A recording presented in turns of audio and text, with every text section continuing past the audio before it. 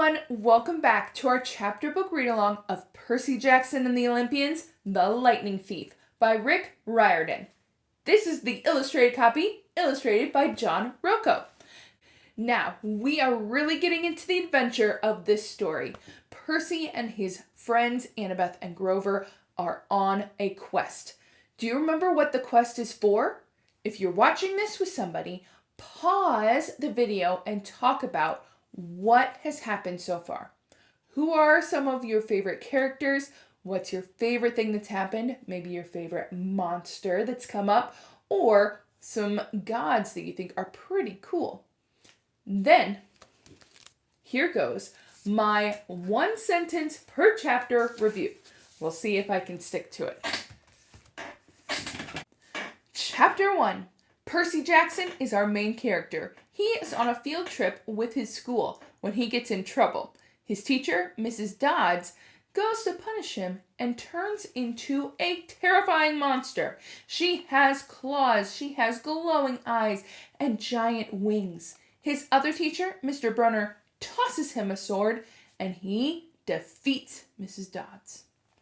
Percy and his friend Grover, in Chapter 2, go to New York City, and they see 3 women knitting giant socks, and then they snip the cord while looking right at Percy. In Chapter 3, we meet Percy's mom, Sally. She is a wonderful person, very nice, and loves Percy very much. She's married to a not-so-great person. He is Gabe, and Percy calls him Smelly Gabe because he really is smelly inside and out. Not a nice guy. Percy and his mom go on a little trip to Montauk, their favorite cabin on the beach, and Grover finds them there to tell them that they are in danger. Turns out Grover's a satyr, which means he has the legs of a goat and the top half of a guy. Chapter 4. Percy's mom, Percy, and Grover speed to Camp Half-Blood, and they are pursued by a terrifying monster called the Minotaur. He has a bull head and huge, muscular, scary body. He grabs Percy's mom, and she disappears in a gold dust. Percy defeats the Minotaur, and he and Grover go over to Camp Half-Blood. Percy meets the camp director of Camp Half-Blood, Dionysus, who is the god of wine, and the camp activities director, who turns out to be his old teacher, Mr. Brunner. But Mr. Brunner isn't what he seems. His real name is Kirian, and he is a centaur, which means he has the top half of a guy and the back half of a horse. In chapters 6 and 7, we learn all about Camp Half-Blood. Camp Half-Blood is a special place for demigods. Demigods have one god or goddess parent, a Greek god or goddess, and one mortal parent. That is just a regular human. They have some special abilities or certain traits that they are very good at. The cabins are all for each person's godly parent. He meets a couple of friends, Luke, who lives in the Hermes cabin, that's his father, and Annabeth, whose mother is Athena. Those who don't know who their godly parent is live in the Hermes cabin, and it's pretty crowded. Percy also meets someone who is not really a friend. Her name is Clarice, and she has a father of Ares, god of war. They kind of get into it, not great. Chapter 8.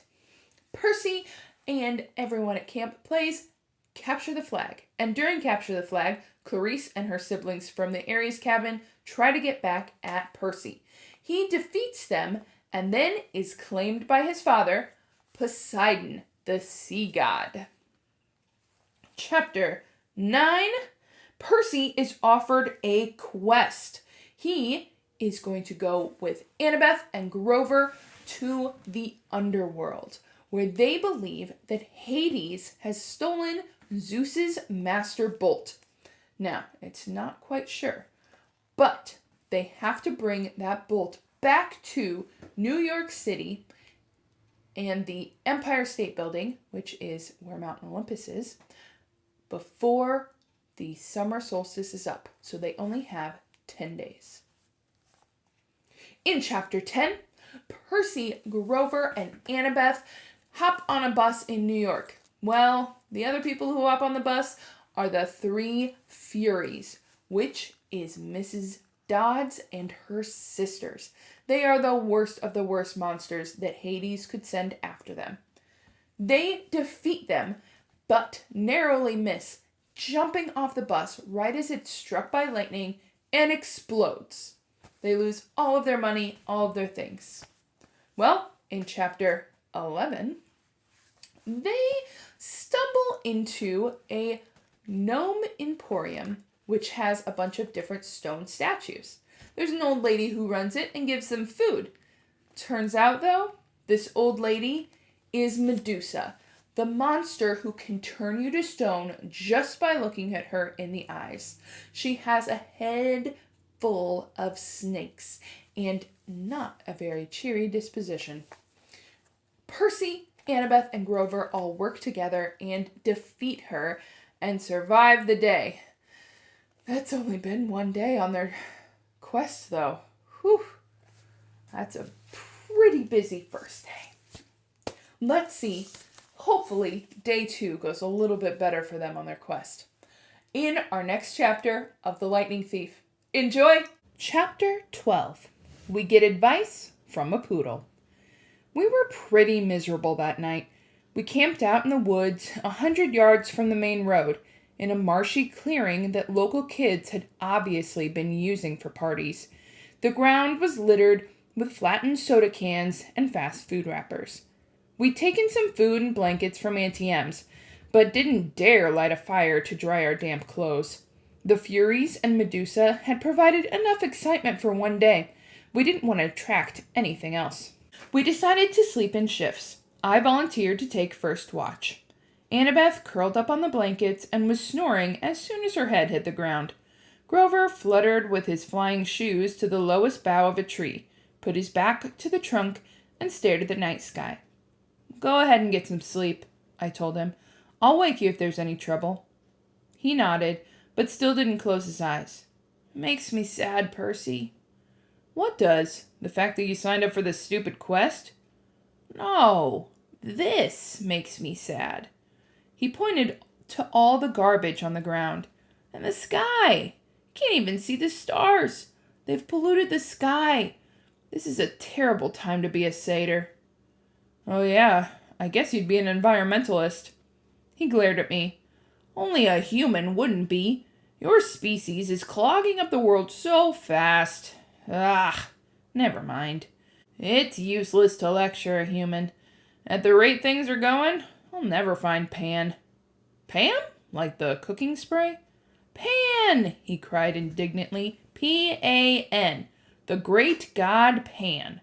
What do you think I want a searcher's license for?" A strange breeze rustled through the clearing, temporarily overpowering the stink of trash and muck. It brought the smell of berries and wildflowers and clean rainwater, things that might have been in these woods. Suddenly, I was nostalgic for something I'd never known. "Tell me about this search," I said. Grover looked at me cautiously, as if he were afraid I was going to just make fun. "The god of the wild places disappeared 2,000 years ago," he told me. "A sailor off the coast of Hephaestus heard a mysterious voice crying out from the shore. 'Tell them that the great god Pan has died.' When humans heard the news, they believed it. They've been pillaging Pan's kingdoms ever since. But for the satyrs, Pan was our lord and master. He protected us and the wild places of the earth. We refuse to believe he's died. In every generation, the bravest satyrs pledged their lives to finding Pan. They search the earth, exploring all the wildest places, hoping to find where he is hiding and waken him from his sleep." "And you want to be a searcher?" "It's my life's dream," he said. "My father was a searcher, my Uncle Ferdinand, the statue you saw back there. Oh, right. Sorry. Grover shook his head. Uncle Ferdinand knew the risks. So did my dad. But I'll succeed. I'll be the first searcher to return alive. Hang on. The first? Grover took his reed pipes out of his pocket. No searcher has ever come back. Once they set out, they disappear. They're never seen alive again. Not once in 2,000 years? I asked. No. And your dad? You have no idea what happened to him? None. But you still want to go? I said, amazed. I mean, you really think you'll be the one to find Pan? I have to believe that, Percy. Every searcher does. It's the only thing that keeps us from despair when we look at what humans have done to the world. I have to believe Pan can still be awakened. I stared at the orange haze of the sky and tried to understand how Grover would pursue a dream that seemed so hopeless. Then again, was I any better? How are we going to get into the underworld? I asked him. I mean, what chance do we have against a god? I don't know, he admitted. But back at Medusa's, when you were searching our office, Annabeth was telling me... Oh, I forgot. Annabeth will have a plan all figured out. Don't be so hard on her, Percy. She's had a tough life, but she's a good person. After all, she forgave me. His voice faltered. What do you mean? I asked. Forgave you for what? Suddenly, Grover seemed very interested in playing notes on his pipes. Wait a minute, I said. Your first keeper job was 5 years ago. Annabeth's been at camp 5 years. She wasn't... I mean, your first assignment that went wrong? I can't talk about it, Grover said, and his quivering lower lip suggested he'd start crying if I pressed him. But as I was saying, back at Medusa's, Annabeth and I agreed there's something strange going on in this quest. Something that isn't what it seems. Well, duh. Getting blamed for stealing a thunderbolt that Hades took. That's not what I mean, Grover said. The kindly ones were sort of holding back, like Mrs. Dodds at Yancey Academy. Why did she wait so long to try to kill you? Then on the bus, they just weren't as aggressive as they could have been. They seemed plenty aggressive to me. Grover shook his head. They were screeching at us. Where is it? Where? Asking about me, I said. Maybe. But Annabeth and I, we both got the feeling that they weren't asking about a person. They said, where is it? They seemed to be asking about an object. And that doesn't make sense. I know. But if we've misunderstood something about this quest, and we only have 9 days to find the Master Bolt? He looked at me like he was hoping for answers, but I didn't have any. I thought about what Medusa had said. I was being used by the gods. What lay ahead of me was worse than petrification. I haven't been straight with you, I told Grover. I don't care about the Master Bolt. I agreed to go to the underworld so I could bring back my mother. Grover blew a soft note into his pipes. I know that, Percy. But are you sure that's the only reason? I'm not doing this to help my father. He doesn't care about me. I don't care about him. Grover gazed down from his tree branch. Look, Percy, I'm not as smart as Annabeth. I'm not as brave as you. But I'm pretty good at reading emotions. You're glad your dad is alive. You feel good that he's claimed you, and part of you wants to make him proud. That's why you mailed Medusa's head to Olympus. You wanted him to notice what you'd done. Yeah? Well, maybe satyr emotions work differently than human emotions, because you're wrong. I don't care what he thinks. Percy pulled his feet up to the branch. Okay, Percy, whatever. Besides, I haven't done anything worth bragging about. I barely got out of New York, and we're stuck here with no money and no way west. Grover looked at the night sky, like he was thinking about that problem. How about I take first watch, huh? You get some sleep. I wanted to protest, but he started to play Mozart, soft and sweet, and I turned away, my eyes stinging. After a few bars of Piano Concerto No. 12, I was asleep. In my dreams, I stood in a dark cavern before a gaping pit. Gray mist creatures churned all around me, whispering rags of smoke that I somehow knew were spirits of the dead. They tugged at my clothes, trying to pull me back, but I felt compelled to walk forward to the very edge of the chasm. Looking down made me dizzy.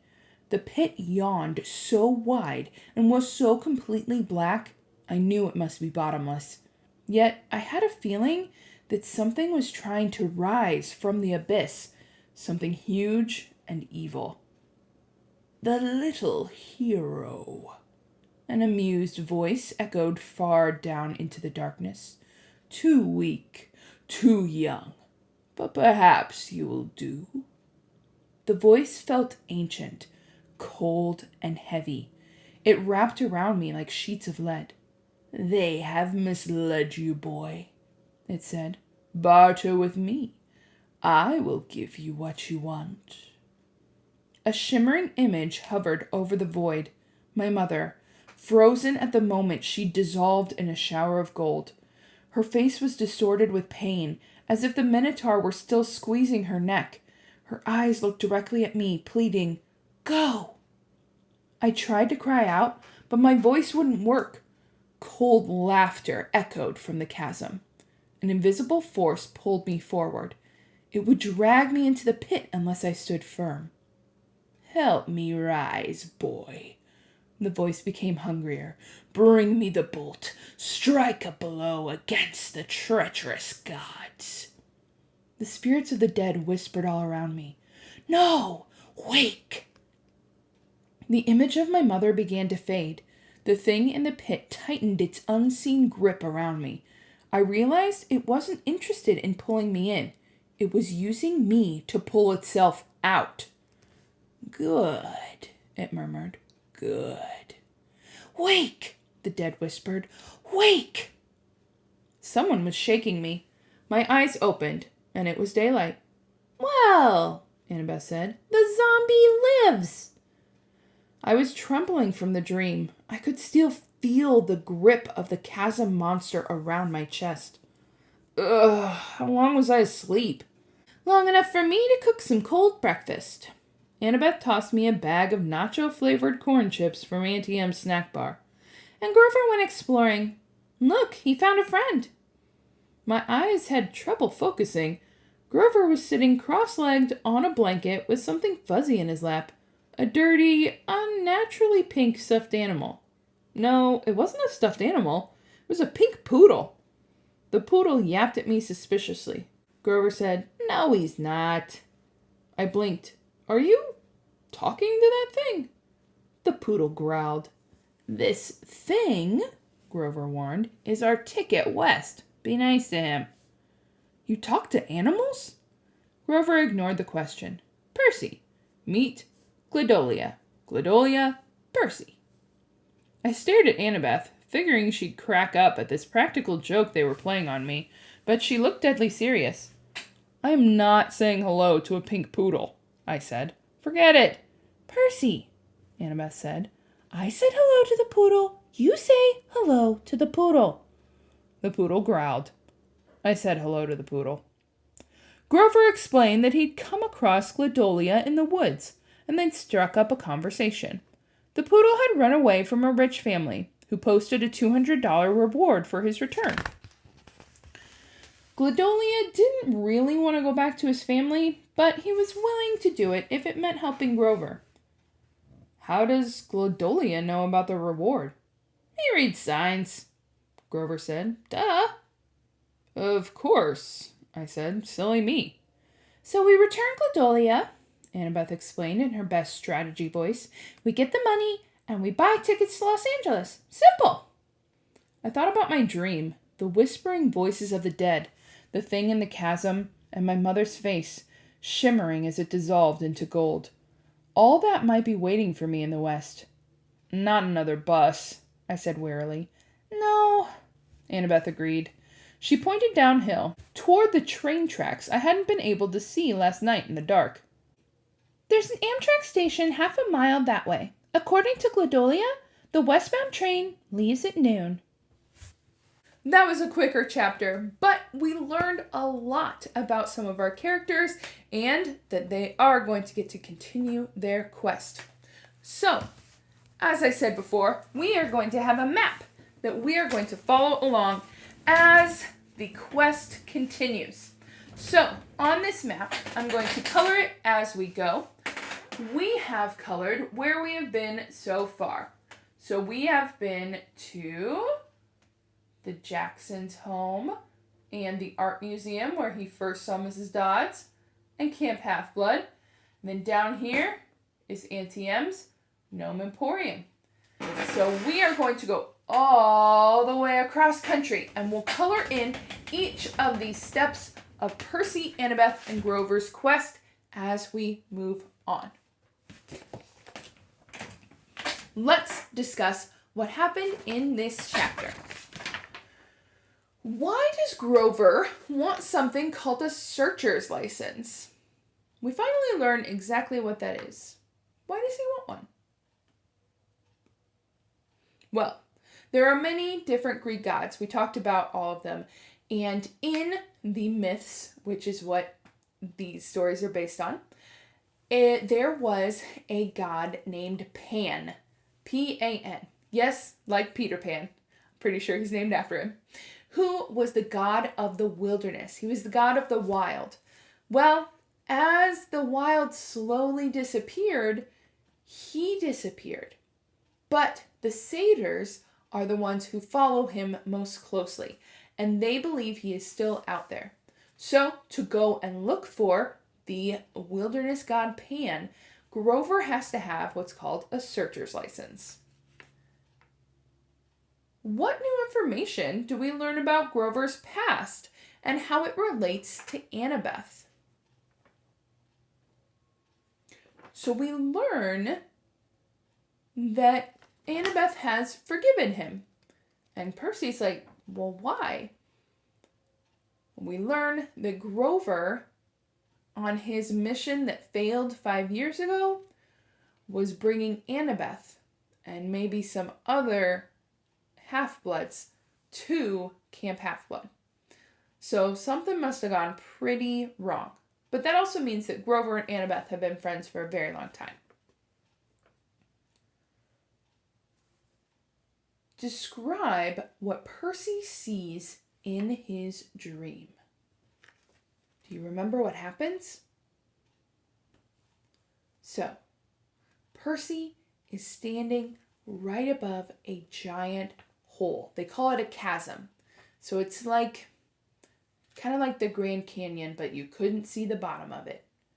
So this chasm is so dark, it's so deep, this hole in the ground, that he can't see the bottom. He can't imagine a bottom. That's how deep it feels.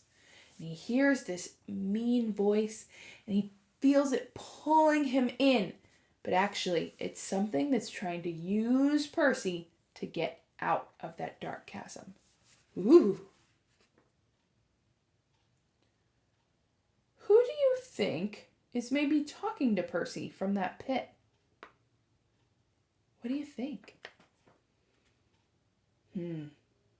I don't know. There's a lot of monsters in dark places. But Hades lives in the underworld, which is underground. He sounds like he could be a creepy dude. I don't know. I don't think it's very obvious to us yet. I think we need to find out more. Who did Grover meet in the woods? Who did Grover meet? Let me get a picture because I thought this was a really cool illustration. Grover met a very sweet, well, kind of sweet, pink poodle named Gladolia. Turns out, Grover can understand the puppy. Did we find out why can Grover understand the animal? He can talk to any animal. So he found out that Gladolia has his family looking for him, and they offered a reward. So he is willing to go back to the family to help Grover on his quest. So now that Gladolia is helping them on their quest, They are going to hop on a train, and we'll have to see where they go next in our next chapter of Percy Jackson and the Olympians, The Lightning Thief. I hope you enjoyed, and we will see you all next time. Bye, everyone!